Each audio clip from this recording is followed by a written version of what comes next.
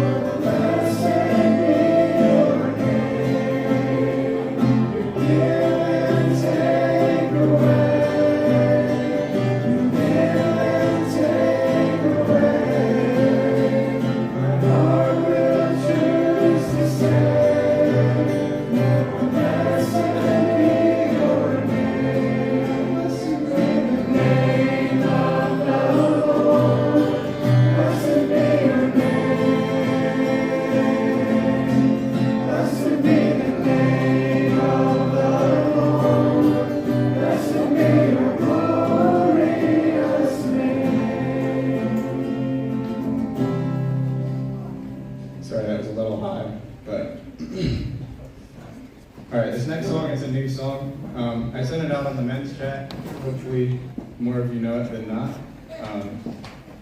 but I have a little bit of a compliment, so if nobody knows it, that's all right. All these things broken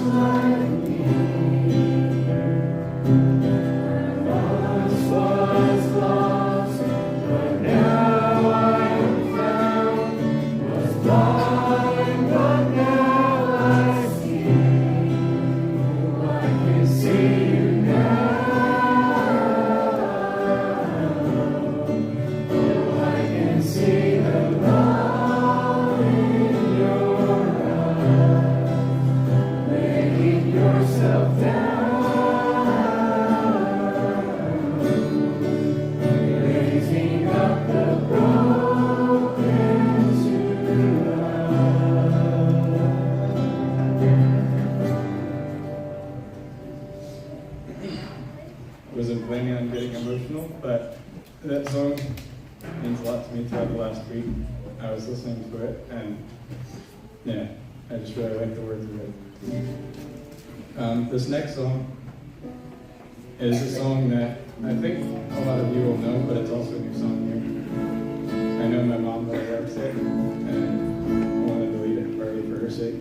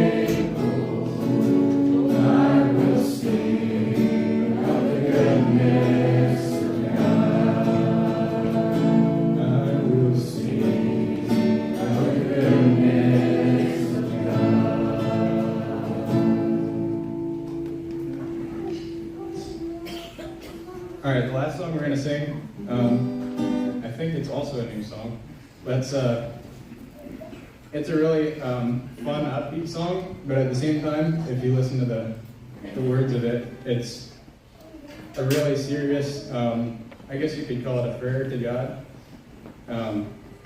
praying that He would fill us with our strength and,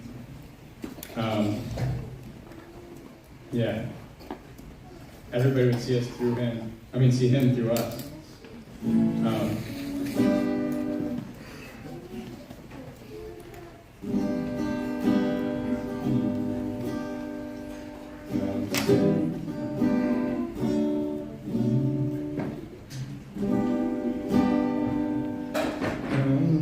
Come, send you and rain in our hearts again.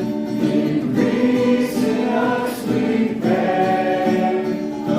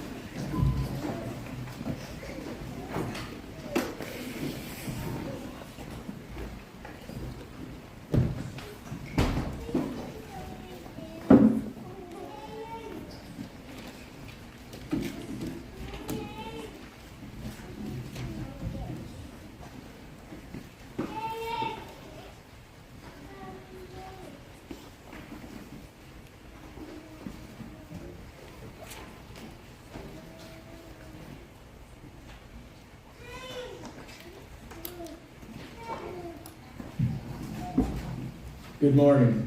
Good morning. Welcome to Family Harvest. Welcome to all the visitors. Thanks, God, for those songs. Has God been faithful to you today? That last song, I think, sums up a lot of what I've been thinking in my life. This week I was reading in Philippians, so I've chosen to read something out of there. Philippians 3, verse 10. I want to know Christ, yes, to know the power of his resurrection and participation in his sufferings, becoming like him in his death, and so somehow attaining to the resurrection from the dead. Not that I have already obtained all this, or have already arrived at my goal, but I press on to take hold of that of which Christ Jesus took hold of me. Brothers and sisters, I do not consider myself yet to have taken hold of it, but one thing I do, forgetting what is behind and straining toward what is ahead, I press on toward the goal to win the prize for which God has called me heavenward in Christ Jesus. Yeah, I certainly don't feel that I have arrived. I have a lot to work on. It just feels like there's a lot of things in life right now that I'm kind of overwhelmed. And so then in chapter 4, we're told how to think. It says, chapter 4, verse 6, do not be anxious about anything, but in every situation, by prayer and petition with thanksgiving, present your request to God, and the peace of God, which transcends all understanding, will guard your hearts and minds in Christ Jesus. Finally, brothers, whatever is true, whatever is noble, whatever is right, whatever is pure, whatever is lovely, whatever is admirable, if anything is praiseworthy, think about such things. Whatever you have learned or received or heard from me or seen in me, put it into practice, and the God of peace will be with you. I don't know about you, but those verses are a challenge for me when things aren't going like I'd like to think on good things and not just get depressed.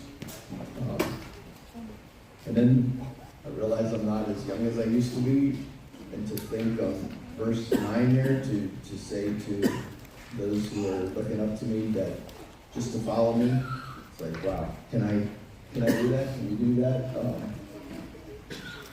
To be able to say, just follow me. I think today, Eugene's going to be speaking, leading out, talking about church has been in existence here for 10 years, so yeah, anxious to hear what he has to say.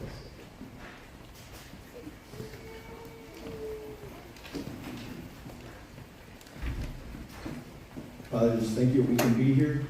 Just guide Eugene as he leads out. Just thank you for the church here. Would you continue to guide us and help us to honor you in all that we do. In Jesus' name. So, those of you that were praying for me as I prepare a message, I really appreciate it, because I did get one, and I did appreciate it. Because I think this was a little harder, and I always make excuses or try to make, so I'm going to do that today.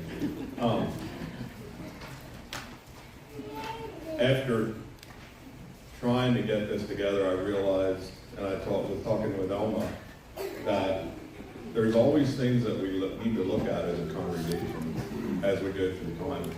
And one thing I realized is, and I didn't have the right word, but Elma actually did. She said, Woolsdorf has a church historian, and we need a church historian. So, because we are 10 years old, or as of March 31st, we have been having services for 10 years, and in trying to find the data and info pictures that had been used then, it was a lot harder for me. I mean, I think one thing that that I probably relied on was, I'm not sure if it was Richard or Elma that did all the paperwork and all that, but I think I relied on his ability and his leadership to do that. And this, just another, Daryl is gonna really help me here because I don't know how to, got this on a thumb drive and miraculously. So, anyway, it's gonna be a little what it is as far as that. And that's not Daryl's fault, that's mine.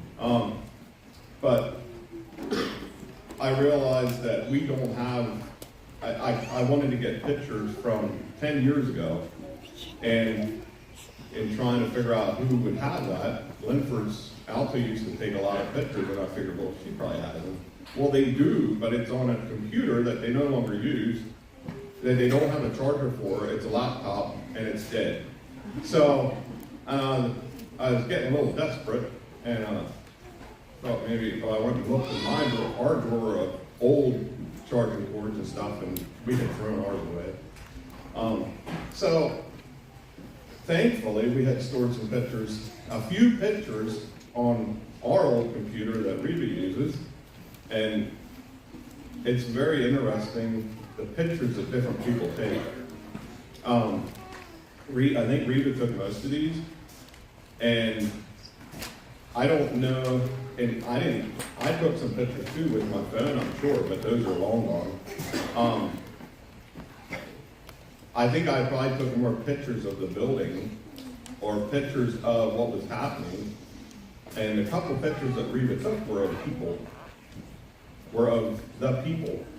in just normal activities, church, just a little bit, and, or what was happening at the time. And I was thinking, once again, just the importance of the people. And I really appreciated the song, "We Are Your Church," Lord. You are the church. I know I said something before, and alluding to that in the devotional, but it just really reminded me, and just looking over these couple pictures that we do have, that each one of us here is a church.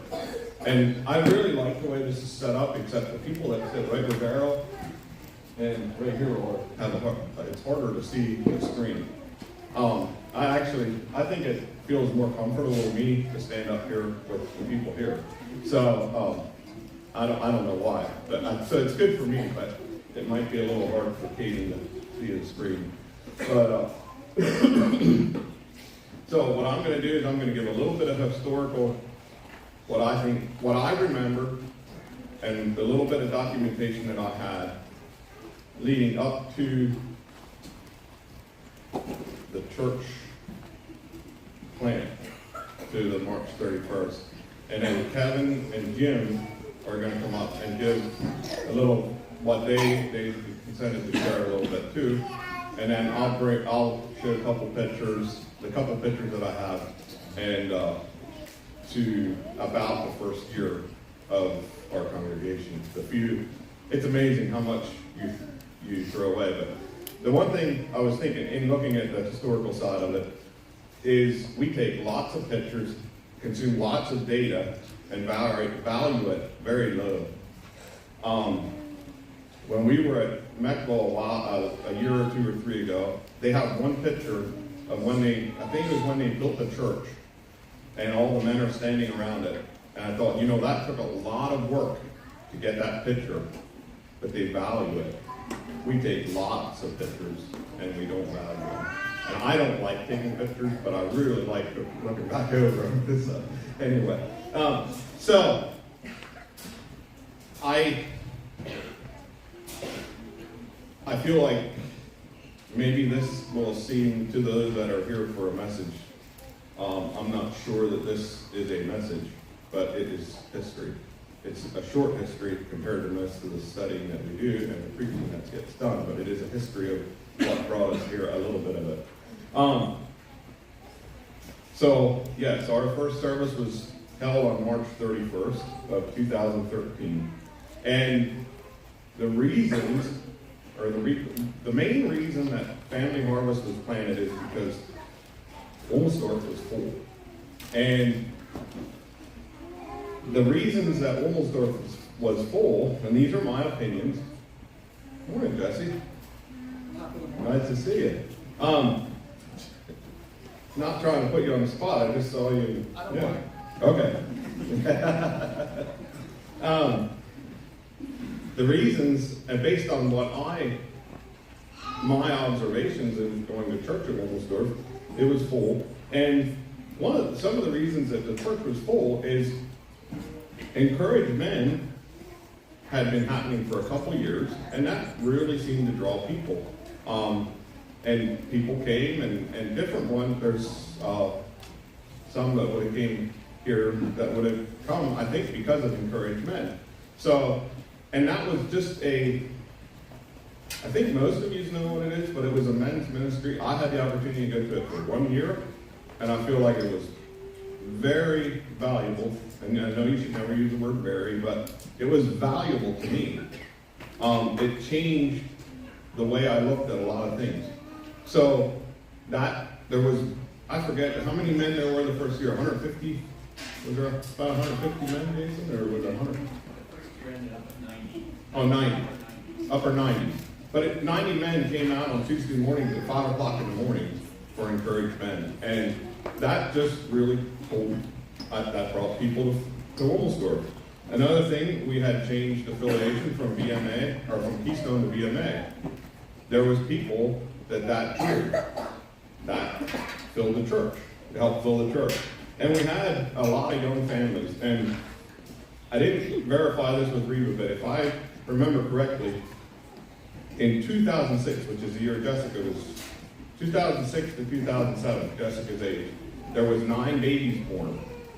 So that was filling, I think that class that was going through that, at that age group, I think was like 15 children. And it just filled the church. And so what do we do? You can't just keep filling the church. It eventually gets full, and they recognize the need. And so to me, those are the things that I noticed. Maybe Jim, maybe Kevin have different ideas, and that's are things they noticed. And that's great because I don't remember everything. Wilmersdorf Church had been built right on the edge of the floodplain. So to add on to it, you would have had to go into the parking lot. Of course, parking would have been an issue because now you're making parking lot into floodplain, into muddy ground and stuff like that. And they had looked at, there was a neighboring property that they had looked at, but decided it wasn't feasible, and there was obviously people that felt that a church plant was also a good option. And I think that was the right decision that was made. One thing that Jonas Zook had said, and Richard would talk about this sometimes, is Jonas said it's time for Wilmersdorf to have a baby. And use the Wilmersdorf baby. So anyway, kind of very basic way of saying it, but it happened. And anyway, and this really, I think that really helped spur Richard. Richard got the vision, or maybe he had it before that, but that's kind of what he would point back to when we talked about it. In 2012, and I don't have exact dates because I started keeping the agendas and minutes later on. So I'm kind of running, and Darryl was questioning me a little bit on this, and that's fine. I'm not going to put exact dates on things I don't know exact dates on. But in 2012, there were a couple congregational meetings, and one of those meetings, I remember there was a map provided that showed the residents of the people on a map, and the Anabaptist churches on the map as well. And from that, that helped us to get a picture of what we were working with. And it was decided to have a sister church that allowed a combined youth group, because it's hard to make a youth group out of 1 or 2 children, or 1 or 2 youth, or 3 or 4. We actually had probably 5. I might be wrong too. And we were given the direction to focus north. And this I can.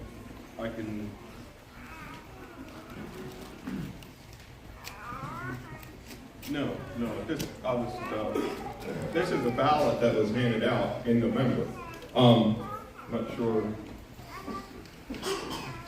like I said, technology is not my friend, but it works. So we were given the direction to move inside of a 20-mile circle. I think that was right. It's either 20 or 30, but I think it was 20 because Pine Grove was in the circle and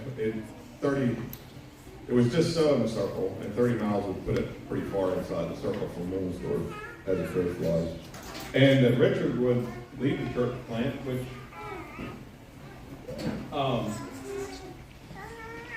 that is stated on this is the ballot that was handed out.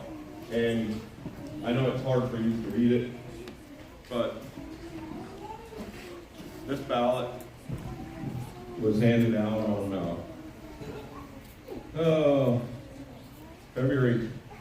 November 25th. And so that was what was handed out, and we were, and this is February, or no, I keep saying February, November 25th of 2012, and at that point we were given a date of March 24th to start having church. So when I look back now, I feel like, wow. I don't think I felt quite that way then. I imagine Richard maybe did, because he probably understood a little better what it was going to take, but, never helped before. So anyway, our church plant committee was formed, I think, September-ish. Maybe Kevin, or I don't have those documents, but that's running in my brain. And Richard, Jim Zimmerman, Jonas Zook, Linford Weaver, myself, and Brian Yoder were on the church plant committee. And I learned to really appreciate, so I'm a little ahead of myself there, but most of these men were involved in the church in doing the nuts and bolts part of the church.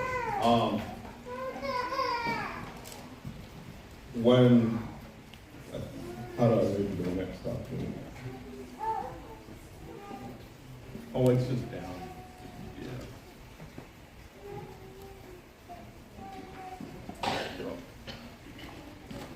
So, this is, like I said, you'll have to read sideways. Because I asked them when I got here, how do I flip this right side up? And they said, well, you needed to do it before before it was part of this. So, anyway, it's sideways. But the purpose of it was reaching them so that it would allow them to reach and disciple more people for Jesus. Yeah. Is it working? I can't look at this and that. You're okay. Okay. Reaching and discipling more people for Jesus. That was for that purpose, to give more room at Wilmersdorf for community outreach, to be a sister church to Wilmersdorf, close enough to stay connected, and youth group corporate functions, and youth leader from each church. And to give opportunities to exercise their God-given gifts. And so that was our purpose as a church plant committee. I know it's sideways and it's a little distracting, but anyway. And I don't know how many times we went back to this here as we were looking at it as a church plant committee, but I realized the value of a purpose. I mean, I was learning a lot for myself, and I think the rest were too. The rest of us, Jonas and Richard would have been, well, maybe Jim as well, but Linford, myself and Brian would have never been in leadership. So it was a good learning experience for us. So there was a couple meetings prior to November. In November, this ballot was presented that I showed you. And sometime in there, the committee met and we drove around different communities from Leesport to Oregon North. And one of the men felt a strong calling to Leesport. So we went over there and we drove around. We went from there, Pine Grove, through a lot of different communities, looked at the demographics, looked at the numbers, looked at the churches. And if I remember right, we went through Fryestown, Fredericksburg. We actually drove into our church, And I remember I was not impressed. Of course, I probably didn't say anything at the time. I probably would today. But, and I think we ended up in Jonestown, and I don't remember that for sure, Jimmy, you can clarify that. But from that, so we did that for one meeting, and at that point, Family Harvest was chosen. And I know I have a list of 20-some different names that were given out, and out of those, Family Harvest was chosen. After that, the communities of Pine Grove, if I remember this correctly, I'm pretty sure, Pine Grove, and I know Fryestown and Fredericksburg were like our three that it was narrowed down to. And because of the Great Wall, and Richard and I having lived up there, and recognizing it, and Phil as well, Phil wasn't no part of it then, but the Great Wall that we call the Blue Mountain, and how hard it is to get people to go across there for church activity or some things. It's just hard. I grew up there. It's hard to get people to cross the mountain, I know. And you can be offended, but one time, years ago, I worked for a garage in Newmanstown, and we used to get parts out of Ephrata Auto Parts in Ephrata. And one time, the guys were really good to work with, but one time they had laid the phone down while I had called for parts. And I heard him in the background talking about coal crackers. And when he got back on, I said, "You realize I'm from Pine Grove?" And I mean, he fell over himself trying to apologize. So anyway, there is a wall that is hard for people to cross. So we understand that. And that's okay. I'm not picking on you Southerners, but we decided we narrowed it down to Fryestown and Fredericksburg. And at the next meeting on January 1st, or January 12th to 13, we, as a committee, voted on Fredericksburg or Fryestown. And at that point, I would say that Richard was bought into Fryestown. And I really gained a lot of respect for him, because when that was voted on, so we had 6 people, and we're like, so what if you get a tie? And the suggestion was made that we all vote and then pull one out of the basket or the hat or whatever it was and throw it away. And the vote was 3-2 to go to Fredericksburg. After that, I never heard about Fryestown again from Richard.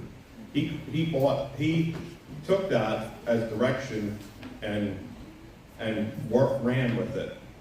And that, to me, was really, that meant a lot to me. If you have one vision and you get direction from somebody else, it's hard for me to change my ability to take that as direction. And because in the back of my mind, I can always think for myself, I can always think, I would have rather, when things get tough, we should have maybe went where I thought we should have maybe done it the way I thought we should do it. So, anyway, this is on January 12th, we decided this, and on March 30th, also at that meeting, we decided, for some reason, it worked better to do the commissioning service. I think maybe it was because of Easter, but we changed it to Easter for the first day at Family Harvest because of something at Woolsdorf, but we wanted to have a commissioning, and I'm not sure what the challenge was, but at that same meeting that we chose Fredericksburg, we also decided to give us one more week to get ready. Basically that's what it was, so to get ready. That wasn't the motive, but that's what it turned out to be. Linford and I were the search committee for the looking for a building, and we had not, I don't know if we hadn't done as much work as we should have, but maybe we were just looking for buildings in a more, looking for buildings for sale. I don't remember, but we had gotten nowhere. So after that meeting on that, and I think I'm sure that was a Saturday, because I was a truck driver, Lincoln was a truck driver. We went looking again, and I know we were down just north of Lebanon, and I forget where all we were, but we ended up at the Wilmsdorf Community Center, and we're like, we can rent this. You know, maybe we can rent it. And we figured out who we had to call, which was Brenda. And we called her, and she came over and, showed us through the whole building. And I forget what the price was. I think it was $300. I want to say it was $300 to just use the community center like for Sunday morning.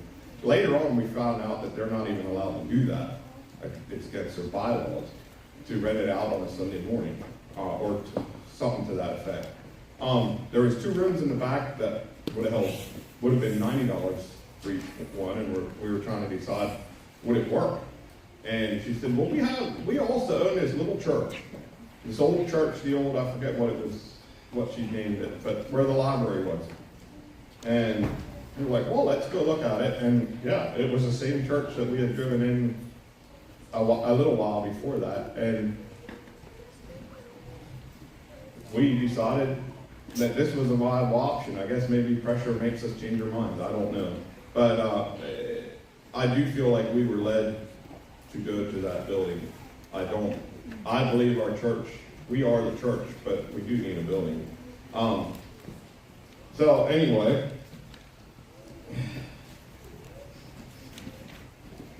another thing that was decided at that meeting was that the first couple of years, our focus would be on the core group.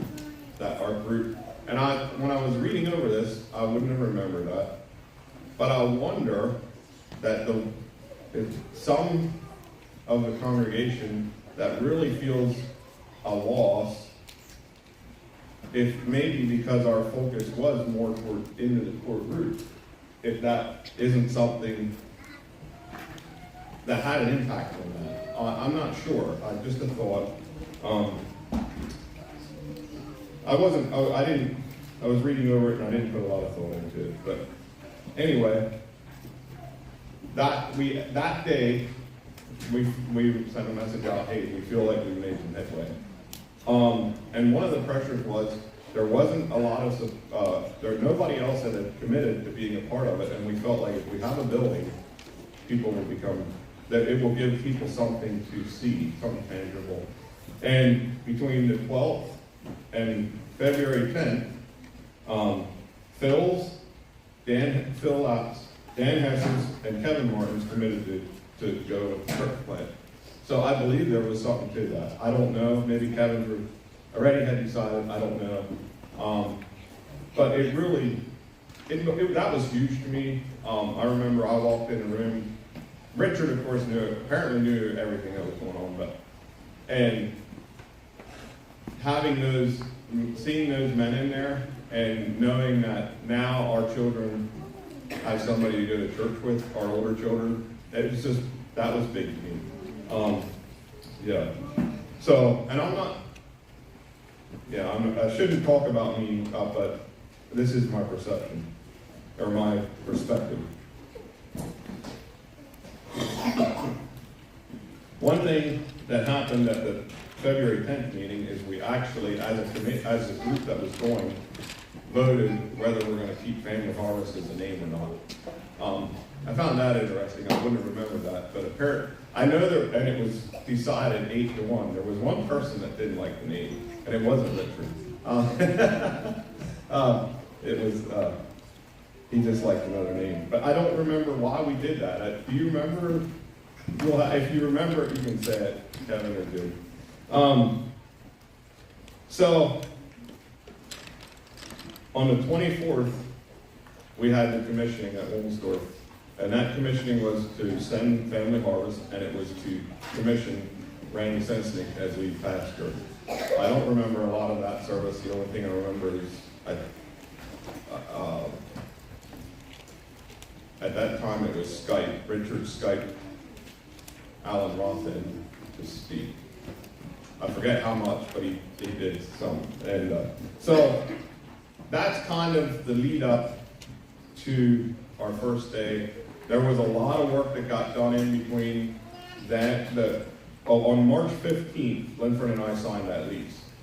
And it was for $500 a month on a month-to-month contract. So we felt like that was very reasonable compared to $300. I think it was $300 at the community center per Sunday. We didn't have a lot of money. And just one more note that fits into this here. I thought I wrote it down from here.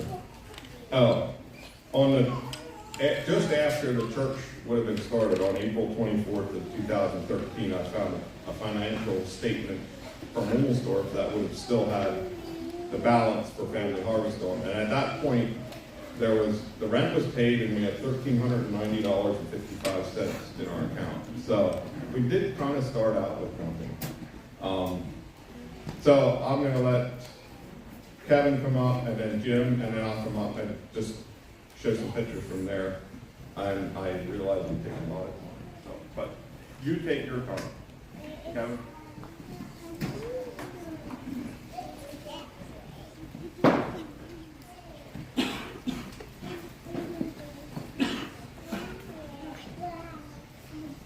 Good morning. So I will be sharing from my perspective of what I understand how this came about. Starting with my family, we started attending Hummelsdorf prior to knowing about the church plan about 3 years ending. Within a half a year of the church plan, we joined as members. And at that point, I felt like, well, we found our church. I felt comfortable in the church, and I thought, when I heard about the church plan, I was thinking, well, I don't think I'm interested in. I feel like I found my church. We just became members here, but I don't know, something in my heart decided to ask my family what they felt, how they felt about it. At the time, Kira would have been 14, Ashley would have been 11, Stacia would have been 9, and Dathan was 4, and Lily was 2. So obviously Dathan really didn't have too much to say about it. So asking the 3 older girls, they all thought it would be interesting to join the church, and Irene thought too that she could see being part of it. And I think I went back to the family 3 different times, but I wanted to make sure. And maybe they don't remember that, but I feel I remember going back 3 times just to make sure that this is what our call was. And when they all agreed again, 100%, I'm like, hey, Lord, what are you telling me? So I went and prayed about it. And the Lord connected us. I think that's where I wanted you to go. And so I made the decision to tell Richard that we would like to join the church plan. And so he welcomed us to the meetings that they were having in the basement right after church services. They would meet the core group that was planning to go would be in the basement and just have discussions of the logistics, I guess, and all that. I don't remember all exactly what was shared. But I remember being asked to join in the meetings, and so I remember, I think it might have been 3 meetings prior to the church start. I'm sure there were a lot more before that. If I remember correctly.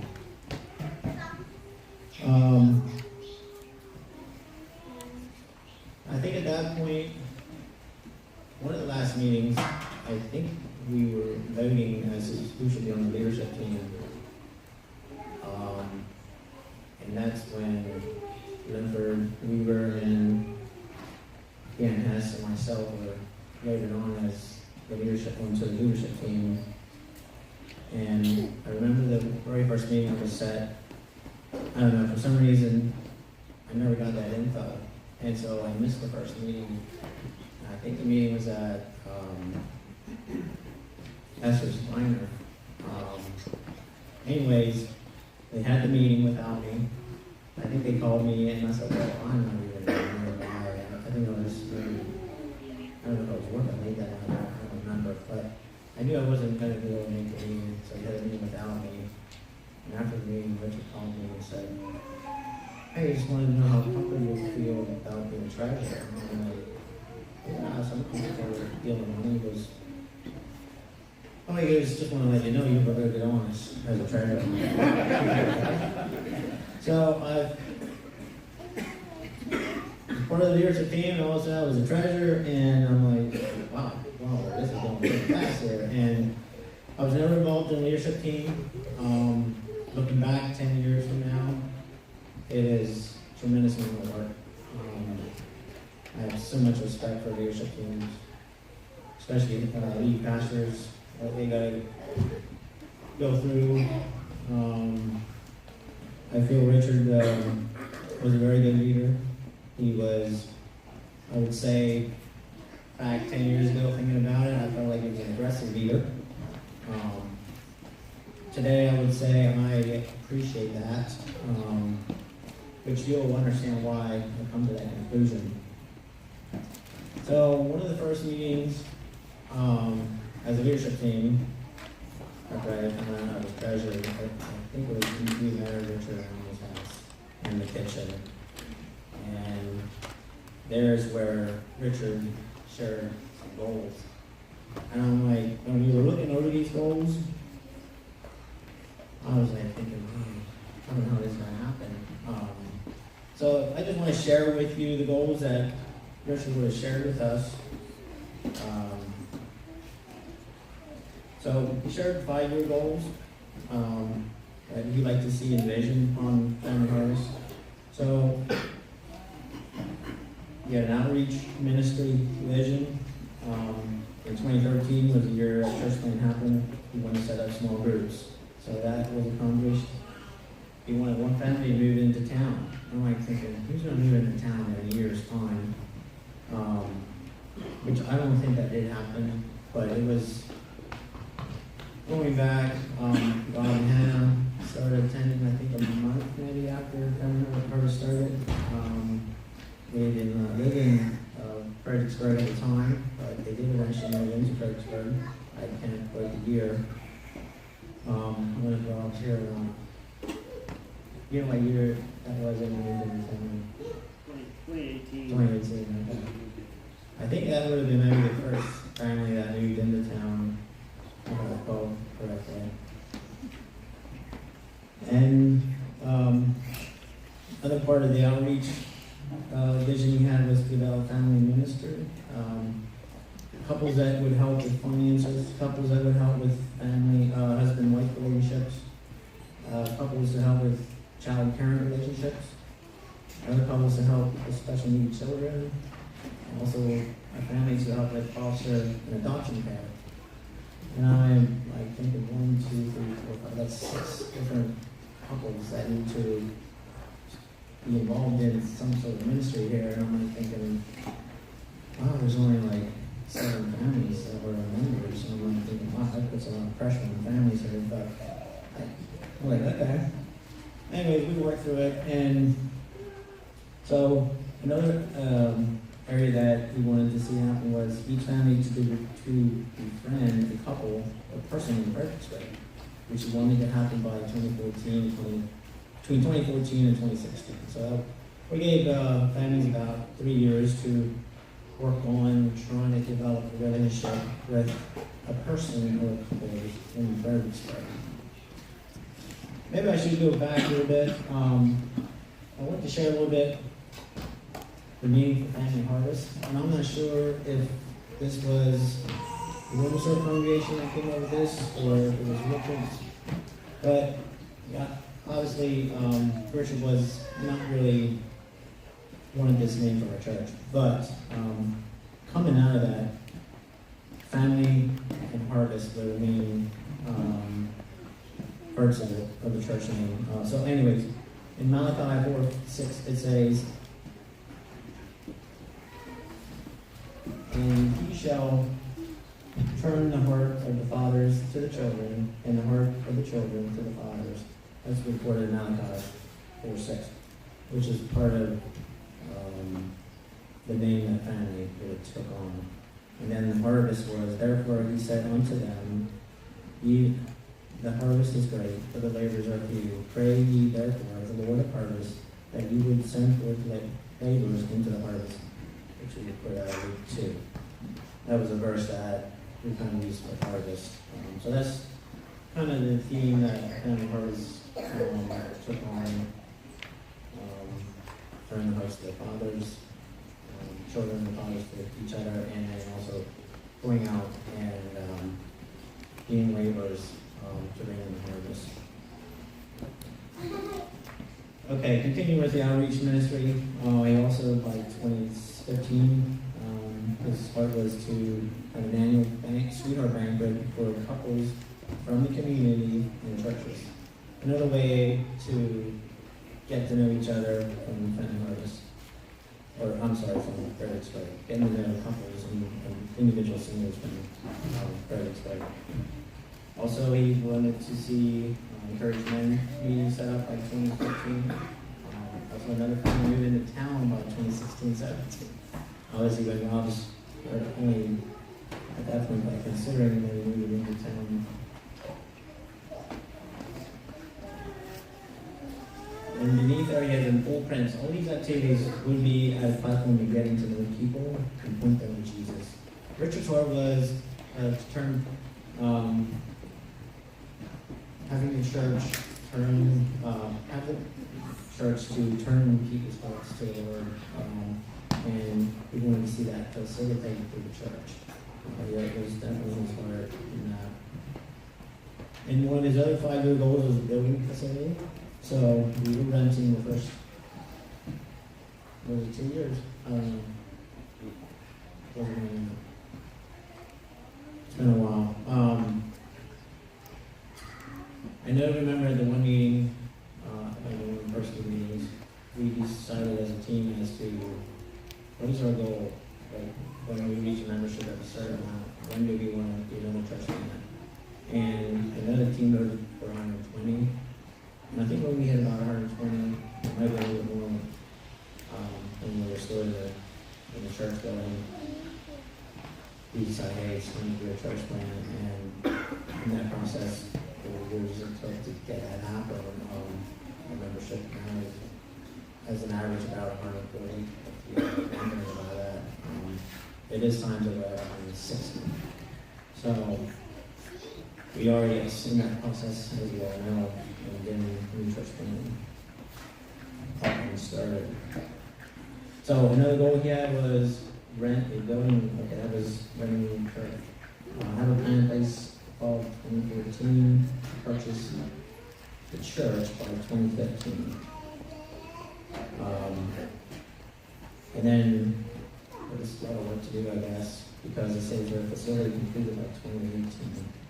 I'm not sure if that was the vision or if that was some goals that we decided as a team to have completed by at that time. Another thought here that was in his heart was his vision was a leadership team. Leadership team with 3 elders, which was happened in 2013, started with church family. It was associate pastor by the fall of 2014. I think that happened by then, or didn't. I'm not sure. I'm sure now when we were 2015. And then by 2015, licensed to deacon.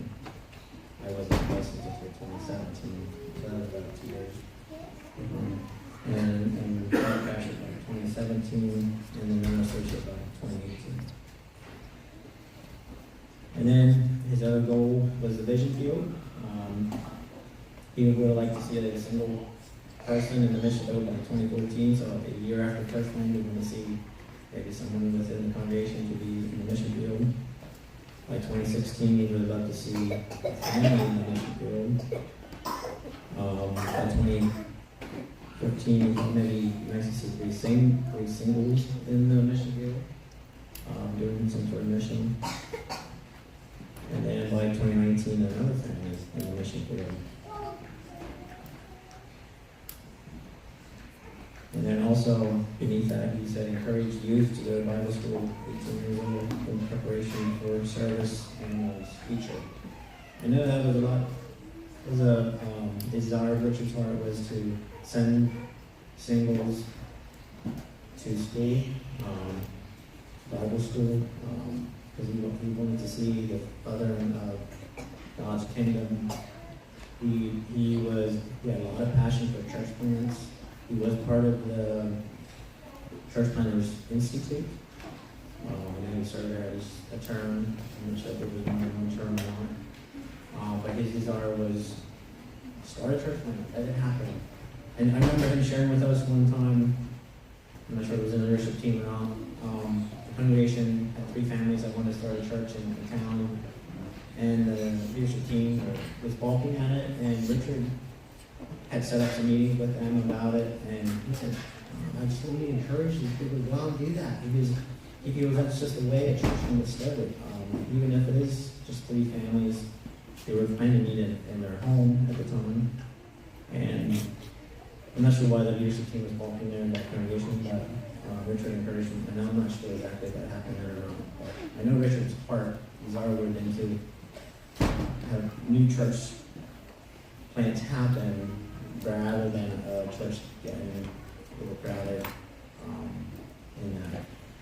And seeing what's kind of happening here with this family here at church, I understand why he felt that.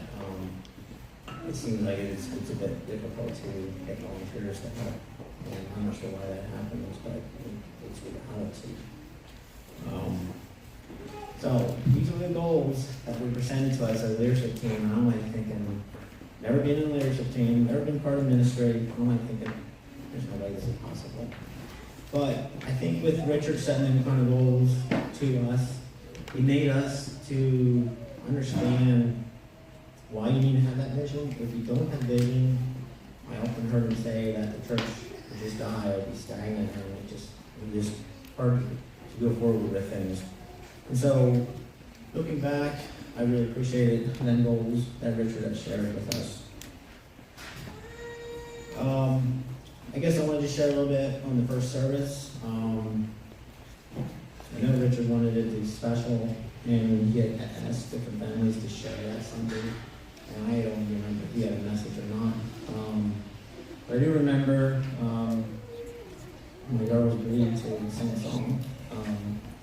Then it was Kara Ashton's Day Show. I don't remember the songs, but I'm thinking now, like, it seemed pretty difficult to my girls to go up there and sing a song, because I'm not going to lead songs. I'm not adequate to lead songs, but they were encouraged to do that, and I appreciate it, and I'm sure Richard did too.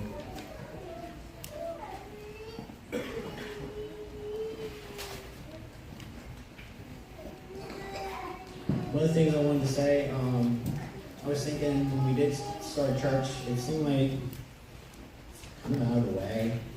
Kind of where I was raised was Morristown area, where there was a pub and a Baptist, and I actually had an uncle at Fredericksburg, and I thought he was like doing that Baptist up there, but obviously that wasn't the case. I do know that Sherman Church is a part from here either, so. And there are Anabaptists up here, but to where I was, it was for me, I was in the Morristown area, and I went south into Arizona, because that's why one of my friends went. So, coming up here, I felt like it was definitely out of range. But what really impressed me was how many families did start coming. They were coming, some stayed, some left, some came and just continued through. I remember the families from Spatara, or I'm trying to think, the camp, so it's Spatara camp, I guess. Was that? Yeah. Cancer, sorry, there you go. They came to come to some meeting. Just a Sunday service while we were camping back there, and that was impressive to me. And they knew about our church, and they decided to come and hear a message from our church. Also, I did find out later where Jerry's coming, that we were living in town.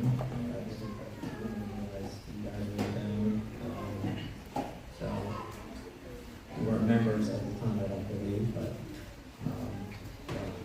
I feel too, the name, I had nothing to do involved with the name that I remember. It was going to be Harvest, as far as that goes. I do remember as a treasurer, starting out with 1,300 hours, $500 a month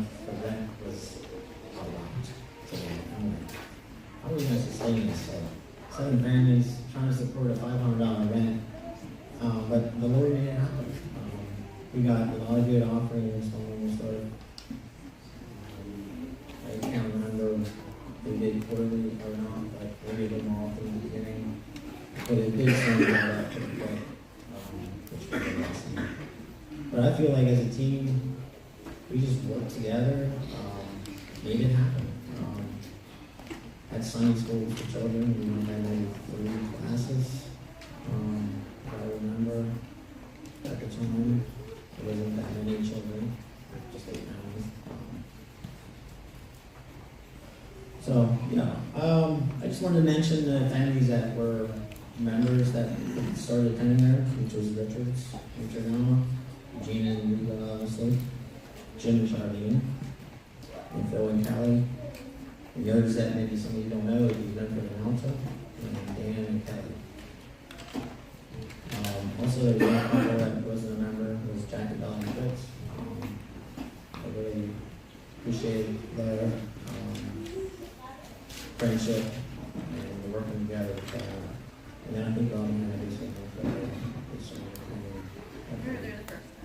You were there the first time. You were there really first? Okay. Huh? You visited the first time. Okay. We need you guys to do it. So yeah, I guess that's all I got to share.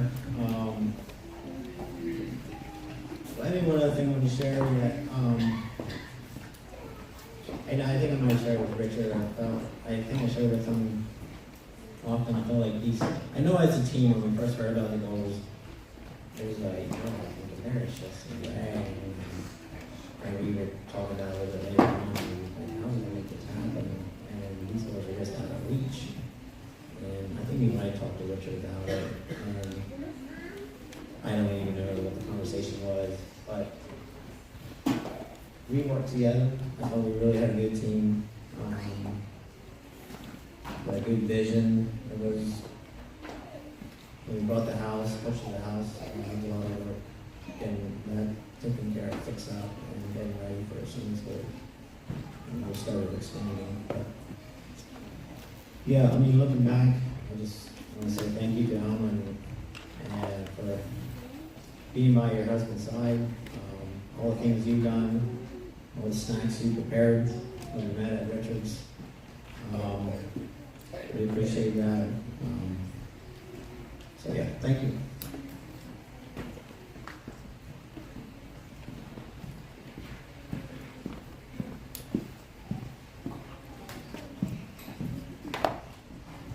Memories. And my gig here is memories only. My brain is not a sponge, it's a sieve. And I want to go way back into the archives that from the very, very beginning, and I have a reason for doing it. One thing that isn't a memory is Charlene and I were married in 1979. And I bring that in, there's a reason for it, at Crawls Mennonite Church. And around 1990, the Lancaster Conference chose to go with the General Conference of Mennonite USA. We didn't feel real comfortable with that, and for that reason, we started attending Wigglesworth Church, which at that time was probably a half-year-old meeting over in Wigglesworth at kind of a community center there. So set up and tear down is nothing new for us. But that's where we started, or that's where the Wigglesworth Church started. The minister there was Jeff Jarman, and the deacon was Jonas Zook. Then we decided to purchase the ground that became available. And Gene, the reason that church is down in the hollow is because Phil Hollinger said, we want the top part for a cemetery, which is a lot bigger, and down there, and Phil Hollinger prior to that was, Jeff Jarman left, and we had no minister. And Jonas was still there, and Phil Hollinger was ordained, and he said, when we build, it will only seat 180 people, and from there we will reach out. And that was the thought. So we bought the ground. We built the church there, all by donated labor. And I can't really read my notes here. Soon after that, Richard was ordained, and Richard bought into Phil's thought of a small church and reaching out. Richard bought into that pretty well. Durbin Shelley was ordained as a deacon, and Randy Sesnick was also ordained. When we started setting up chairs, Richard said, it's time to think about spreading out. And Jonah Zook, who was our deacon, was also one of them. So that said, it's the time has come. There was, I think, a couple volunteers to help be an exploratory committee. Richard asked if I would consent on being one of them, and I said, well, I will, but I really have no plans on attending another church. I intend to be here. And it was on, we had a number of meetings, and one Saturday, as Gene indicated, we sat in my van and we spent basically the whole day driving around. There was one person on our team that was very committed to going east of there. There was one that was very committed on going a bit north. And Gene, it was 30 miles, so a 30-mile radius that we chose. And I looked at the map of Anabaptist Church in that area, and I have somewhat of an issue driving by 6 Mennonite churches to get to my Mennonite church. I have a bit of an issue with that, and so my thoughts were to go farther north, maybe up into Cursona or someplace like that. Nevertheless, we drove around and we found a little church building over here, and we decided that I don't think it was available. Well, we didn't know it was available, and we chose to dwell on this area. But that wasn't the first thought. And the thought I want to make, each one of us guys on that team had a bit of a different area. And as Gene also stated, we came together that Fredericksburg would certainly work for us.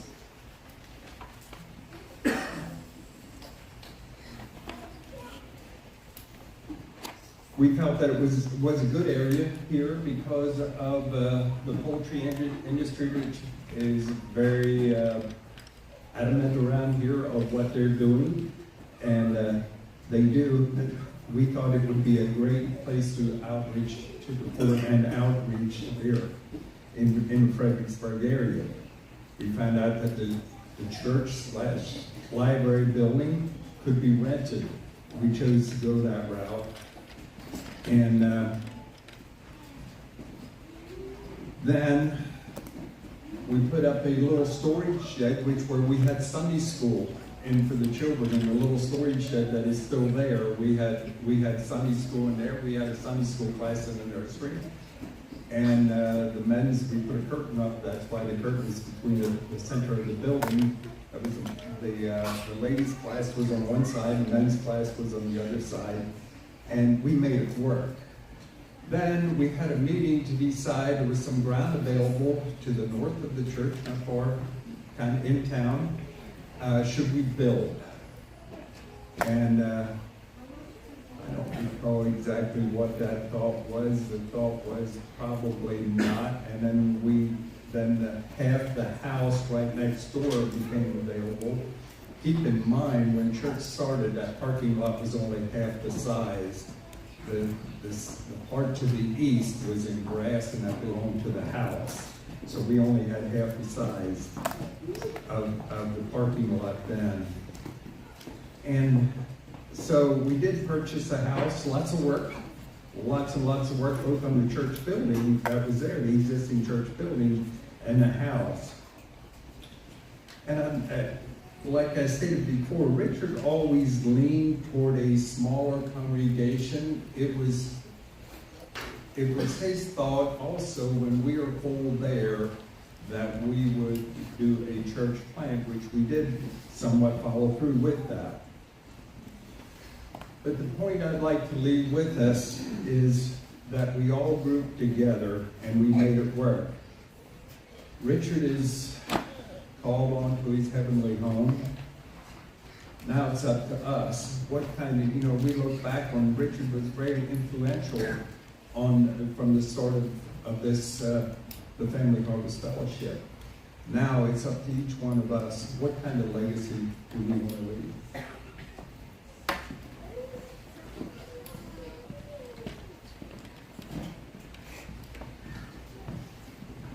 So I want to thank both of you for sharing. I am really running out of time, but I think we should go through the picture yet. I did find it interesting that we were throwing Robs all over the place. I was thinking it was a week after, and Kevin was thinking a month, and anyway, sorry about that. I did want to say if I miss anybody's involvement, it was not intentional. I just, I can't remember everything, so. Just a few pictures. This was our first service. That morning, obviously this lady on the right here, that's Dolly Fritz. And like Kevin said, they were just a great older couple, and they were just, he was a truck driver. Another thing about Richard is, I think if there's one group of people he probably struggled with, it was trucks when he was on the road. And there was, I think, 4 truck drivers in our group, so and he worked with us, so that's respectable right there.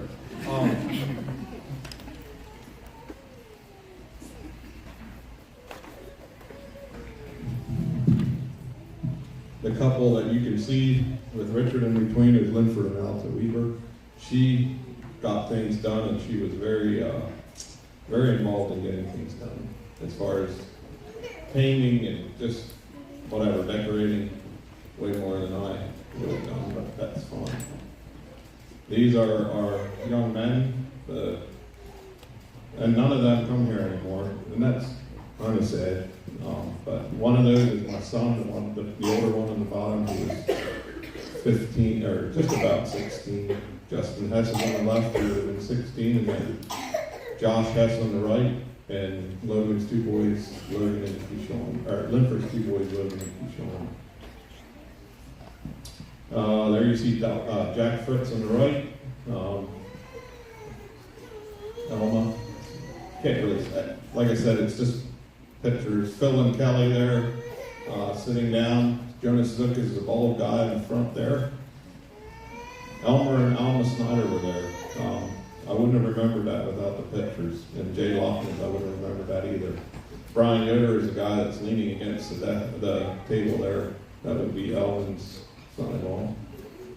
They came for a time, and of course Jason Reed, that's another thing. I didn't realize you were there for the first service. I'm like, huh. Anyway, I won't make any comments. Here is, and this is all out of order because I didn't realize I needed to put them in order. This is our charter day, January 12th of 2014. And if it's hanging, thankfully, Rob sent me a picture last night, has our goal, our purposes, and also just each one of us as members signed on the lines down there. And a picture, the only picture I have of the church is out there. Most of you know what it is, or what it looks like. Our first summer Bible school, that was in June. That's Kevin underneath the roof there. I think they had just come back from Nicaragua, and that's what spurred some of that, I believe, or I'm not sure. But let's see. Oh, I gotta go back, right? I'll make these go nuts. Let's see. So what would have been? Our first Christmas program, that's my daughter, Alicia. I'm sure she's really proud of me right now. And Marissa Zimmerman, she's not here to embarrass. And Richard and Alma, standing up there. There was a recording, I didn't do that, but I don't think, so a couple times we were all told we need to do something, and I think Reba and I didn't do it. So all the rest did, but we're not people who are up front. Yeah, I'll show this video. Oh, I don't have, there's no audio. But this, I gained a lot of respect for Rob and Hannah. This was our first church retreat. And they were young. They still are pretty young, but they didn't have no children. And I thought they communicated well. Anyway, and each one of us took a turn at this, and Reba and I didn't get very far because I kind of walked duck-footed. And anyway, it didn't work well. But different ones got through the course, and there's Donnie, the couple to the right is Dan and Kelly, and the couple to the left would have been Donnie Senstein. And leading up to this, I know you were watching it, but just before this, we would have had revivals, and Alan Roth was the speaker. And I sometimes struggled with his personality, but I remember at that, he came up to me and said, "So what is the biggest biggest drawback about doing a church plant?" I said, "Well, I think the thing that bothers me the most was the fact that our children, Ryan had a friend there, Alicia had a friend there, and Michelle had friends there, but Jessica, the youngest, didn't have anybody her age." And he said, "Well, did you ever pray about it?" And I said, "Oh, no, I didn't really. I mean, it's kind of just the way it is." "Well, let's pray about it." So we did. And the next Sunday, Daryl showed up and they had Chrissy. And they're a little bit different in age, but I don't know how many times I just marvel at that. And I just really appreciated that. So, Chrissy, I think I've told you that before, but you are an answer to prayer.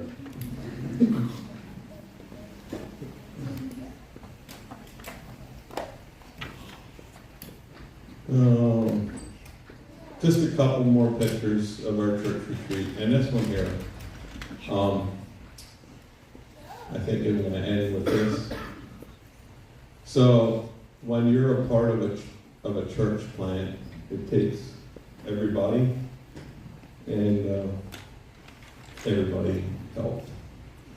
And just like, there just isn't a lot of chance to feel left out. And I just want to say, I still believe that we are the church. So I think that concludes it. Thank you.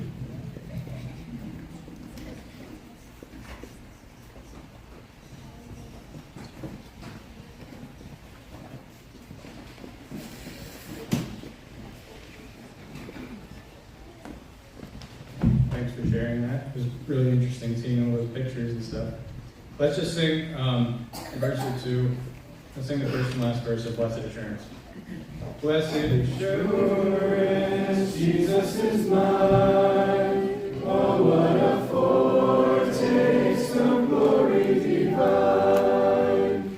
Heir of salvation, purchase of God, born of His Spirit, washed in His blood.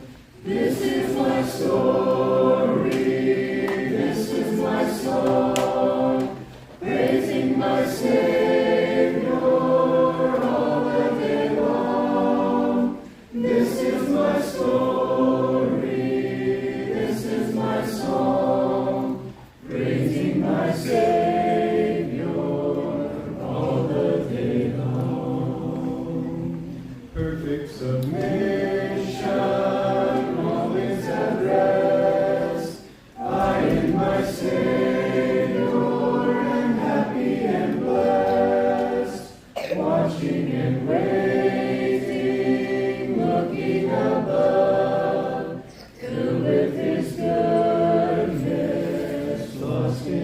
love.